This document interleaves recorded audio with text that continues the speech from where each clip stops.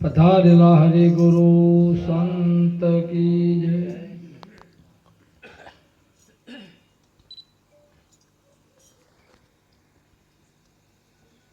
और सदगुरु वचन विचारता उपजे निर्मल ज्ञान। रवि प्रगटे रजनी टळे थाय अविद्यानाश। गुरु गंगा गुरु गोमती गुरु काशी ने केदार। सकल तीर्थ आवी वसे सदगुरु चरण मोजार।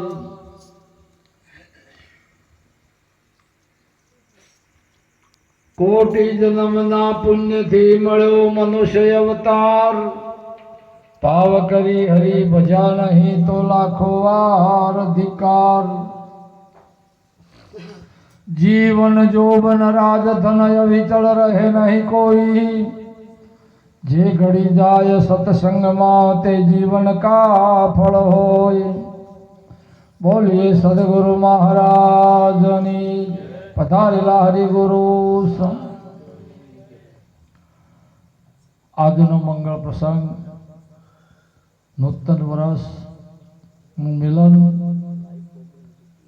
પરમાત્માના ભજનથી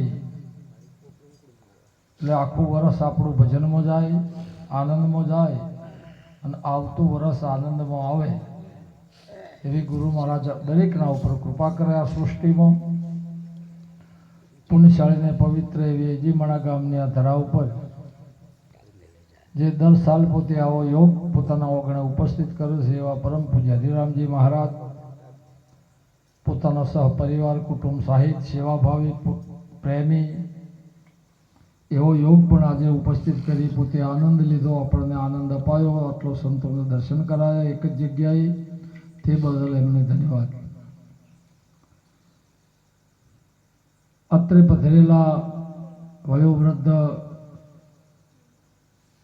परम पूज्य गोविंद राम जी बापू की गादी थी पधारेला ईश्वरराम महाराज,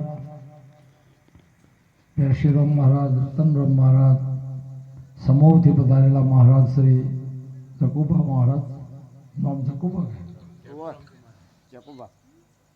भेग भगवान जोड़े बैठेला महाराज श्री जोड़े बैठेला महाराज, बीजा समूह भक्त मंडल, डेरासना भक्त मंडल, अघार भक्त मंडल, अजीमणा भक्त मंडल, कुंतावाड़ा भक्त मंडल सर्वे पधारी एक ज आमंत्रण थी एक ज टेलिफोन द्वारा हरिराम महाराज ने आमंत्रण स्वीकारी और पोतानो अमूल्य समय पोते अहींया भजन में फाळव्यो ते बदल आवनार दरेक ने लाखो વાર धन्यवाद। कारण के भाग्यवणा भावेना भली वस्तुनो भोग ओबे बराबर शाख आवे तने कागने आवे रोग। भाग्यवाना भावेना भाग्यशाળી ने भजन आ भजन भाग्यशाળી ने भावे, बीजा भजन भावतु नहीं। ओबे बराबर शाख आवे केरी पाके एटले कागड़ा ने रोग आवे, खटाश्यु एटले अडवा जाए केरी ने एटले एनुं मोटुं खाटुं थई जाय अने वेम छे के खटाश केरी मांथी आई अने कदाच केरी आ खटाश ना आवती होय तो आ तमारुं थी केरी आपवा दे ना आपवादी। आ जे थाय कुदरती जे थाय बराबर ज थाय। एवो योग भजननो उपस्थित करी आपणने बधाने एक ज जग्याए आनंद अपायो। संतोए सुंदर सुंदर गदमो पदमो सुंदर वाणीनुं विवेचन कर्युं। सत्संग द्वारा वाणी द्वारा आपणने ज्ञान पीरस्युं। संतोए तो आपणा माटे वाणी एरो छे, सत्संग ए पण एरो छे, पण एरा प्रमाणे आपणी गाड़ी में वाळीए तो ज आ अजीमणा आई शकीए। मैं पाटण दिशा हाईवे पर अजीमणानो एरो मारेलो छे, पण कदाच गाड़ी ना वाळीए तो वह पाकिस्तान आवे पण अजीमणा ना आवे, पाकिस्तान आवे पण अजीमणा आवे। कारण के एरा प्रमाणे आपणे आपणी गाड़ी ने वाळी ना एम ना वाळी ताणे एम आपणा जीवननी अंदर संतो जे शास्त्रों में बात करी होय आवा संतो जे वाणी द्वारा बात करता होय ए प्रमाणे आपणे आपणुं जीवन ना बनावो त्यां सुधी कोई दाड़ो जीव जीव ज रहेशे अने ईश्वर ईश्वर ज रहेशे। पण आ बधुं मटाडवा माटे આ મટાડવા માટે કોક યુક્તિ હમણાં સુંદર વાણીમાં આવ્યું નિરત મહારાજે કીધું કે મુક્તિને માટે યુક્તિ બતાવી ખોલ દિયા દરવાજા, નિરત નામની કુંચી દીધી સદગુરુ ગરીબની વાજા. મુક્તિને માટે યુક્તિ બતાવી. આ યુક્તિ હોય છે, શેના માટે છે? મુક્તિ માટે. મુક્તિનું પદ તમે અનુભવી લીધું પછી યુક્તિની કોઈ જરૂર રહેતી નથી. તમે કદાચ બીજનો ચંદ્ર આકાશમાં ના જોયો હોય, કોઈ આવા પુરુષે જોયો હોય અને એ તમને એમ કે આ ઓબાની ડાળી તમે જુઓ ચંદ્ર દેખાય, તમે ઓબાની ડાળી જુઓ એટલે ચંદ્ર દેખાઈ જાય, પછી ઓબાની ડાળીને પકડી રાખવાની કોઈ જરૂર રહેતી નથી. ચંદ્ર દેખાઈ ગયો. એમ જે સ્થિતિ પહોંચવા માટે ગદમો પદમો શાસ્ત્રોમાં સંતોની વાણીમાં બધી જગ્યાએ તમને મૂળ સ્થાન ઉપર જવા માટે રચેલું છે. પણ તમે એને પકડી રાખો ને આગળ ના હેડો તો કોઈ દિવસ મેળ પડી શકે એવો નથી. સુંદર મહારાજ શ્રી આગળ વાત કરી દેહોની, થોડું સૂક્ષ્મ કારણ મહાકારણ ઉધી કરી, પણ હું સંતોએ 5 દેહ કીધા. થોડું સૂક્ષ્મ કારણ મહાકારણ કેવળ અવસ્થાઓ એના હંગાથે કીધી. જાગ્રત સપન સસોપતિ તુરિયા તુરિયાતીત એના અંગાથી મુદ્રાઓ કીધી. ભૂચરી ખેચરી અગોચરી તવ તરુણ ઉન્મુનિ. આ ઉન્મુનિ મુદ્રા કેવળ દેહ અને જાગ્રત સપના થોડું સૂક્ષ્મ કારણ અને મહાકારણ અને કેવળ. આ કેવળ દેહ અને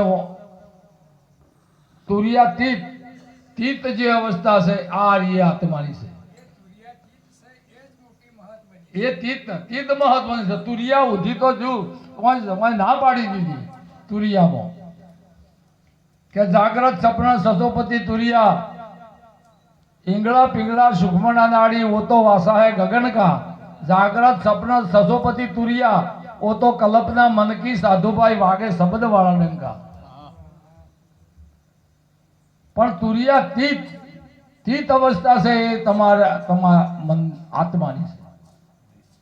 ઉન્મુની મુદ્રા છે એ આત્માની છે. ઉન્મુન થયા ગગન ઘેર ગયા અને બે થયો ઉજિયારો. ઉન્મુન થયા સદગુરુ ચરણમાં ઉન્મુન ના થો ત્યાર સુધી તમારે આ રોગ મટે નહીં. તમે મૂળ જગ્યા ઉપર મૂળ ભૂમિકાએ પોકો તાણે જ ઉન્મુન તમે થઈ શકો, કે ઓમ થવાય નહીં.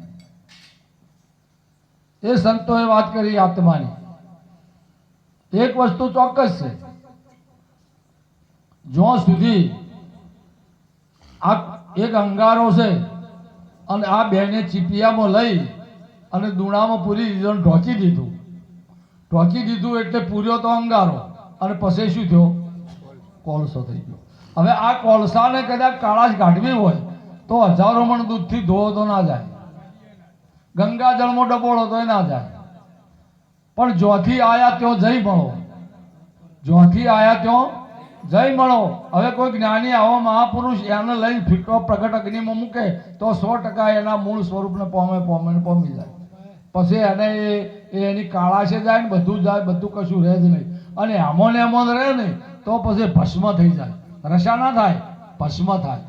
ભસ્મ થાય આમ સફેદ ભસ્મ થાય. એમ આ સુંદર વાત કરી આ દેહની, થોડું સૂક્ષ્મ કારણ અને મહાકારણ. પણ ઓમ ગણવા દો તો આ બધા જ થોડું દેહના આધારે છે. આ ચારે પાછળના જે દેહો બધા કીધા એ બધા આ થોડું દેહના આધારે છે. આ દેહ ના હોય તો તમે આગળ કોઈ પગલું ભરી શકો. મનુષ્ય દેહ જેવા મુક્તિ તમે મેળવી શકો. પણ મુક્તિનું દ્વાર એ તો મનુષ્ય દેહ કહીએ. આ જન્મ મરણના ચક્રમાંથી નીકળવું તો આ મનુષ્ય દેહ જ નીકળાય છે, બીજા કોઈ દેહથી નીકળી શકાતું નથી. એ સંતો કીધું. અને આત્માની વાત, આત્મા ઓમ પ્રભાત મહારાજે કીધું કે નિજમો નિજ તે પરમાત્મા. આ કાયામાં વસે તે આત્મા, ગોમો વસે તે જીવાત્મા અને ઇન્દ્રિયોમાં વસે તે મન. આ એનો એ જ છે, એનો એ જ છે. પણ તમે ચોરીનું સાધન પકડો ચોર, ખેતીનું સાધન પકડો તો ખેડૂત, વેપારનું સાધન પકડો તો વેપારી, અને કદાચ છે ને દારૂનું સાધન પકડો તો દારૂડિયા અને ભજનનું સાધન પકડો તો ભક્ત.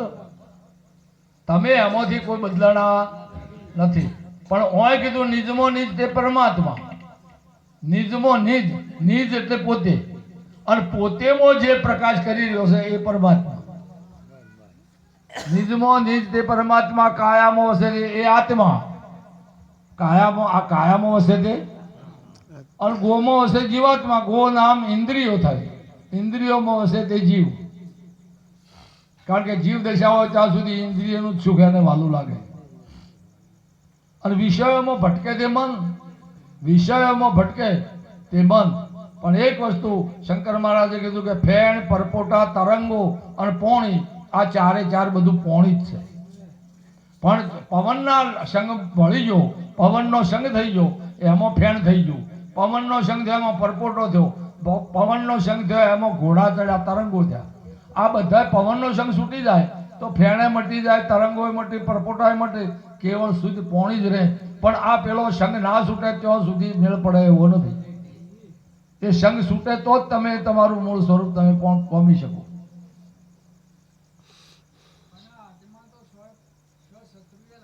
સો ટકા નહીં, 100% સાચી વાત છે.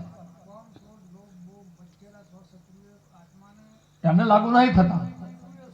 એ બધા મનને વળગ્યા છે. અધિષ્ઠાન પદ બધું મનનું છે. આ મનને અધિકાર બધો આલેલો છે. કારણ કે વિષયો કીધા એ મન આવ્યું.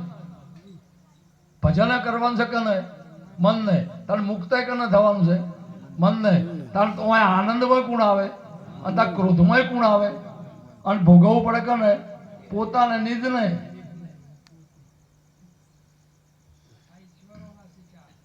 કારણ કે આત્માની વાત એક વસ્તુ ચોક્કસ એવી છે, આત્મા આત્મા આત્મા, બસ આ તમે. તેમાં કીધું હરે દેહ દેવળની મોય, બોલે તે કોણ છે? મન મંદિરની મોય, ડોલે તે કોણ છે? પરપસંતી મધને આવી ખરી, ઓરે કરી વાણીનો વિલાસ, ડોલે તે કોણ છે? જાગ્રત સપન સસોપતિ તુરિયા, ઓરે અભિમાનના વિમાન, મોલે તે કોણ છે? પિંડ બ્રહ્માંડની પાર, બોલે તે કોણ છે? દેહ દેવળની મોય, બોલે તે કોણ છે? શંકરની ઝૂંપડીમાં સર્વનો અભેદ છે, ભેદવાદીઓના કાન, ખોલે તે કોણ છે? આ છે કોણ? આ બધી અવસ્થાઓ એ ભોગવી રહ્યો છે કોણ છે? એમાં કીધું હરે રમે અંદર ને બહાર, એક જ આત્મા. પિંડ બ્રહ્માંડની પાર, એક જ આત્મા. પિંડ બ્રહ્માંડની પાર એક જ આત્મા. રમે અંદર ને બહાર એક જ આત્મા. જેમ કુંભ મહાજળની મોય, ઘડો જળમાં ડબોળ્યો તો ઘડામાં શું છે? જળ. અને ઘડો શેમાં છે? કારણ કે તમે હારીમાં છો ને હારી તમારામાં છે. તેમાં કીધું નામ રૂપ ગુણ કર્મ સાકાર નહીં સંભવે. નામ રૂપ ગુણ કર્મ આ સાકાર નહીં સંભવે. સાકાર એટલે જે પકડવામાં આવે, જેનો ફોટો પડે, જેનો વજન થાય, એને સાકાર કીધું. ઓરે નિર્વિકલ્પ નિરાકાર, એક જ આત્મા. આ આત્મા નિર્વિકલ્પ નિરાકાર છે. એને વજન નથી, એ આ ફોટો પડતો નથી, એ આવો આખી દેખાઈ પણ શકતો નથી, એ પકડાતો નથી, એનો વજન